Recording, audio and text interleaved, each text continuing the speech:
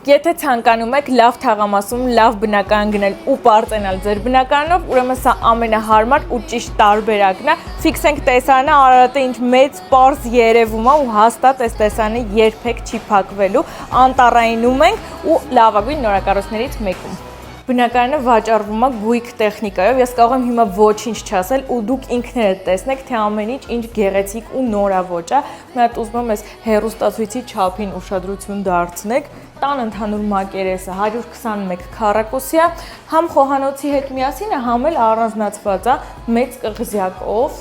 Խոհանոցի կահույքն է նոր գույների մեջ, տեխնիկա ամեն ինչը շատ լավն է։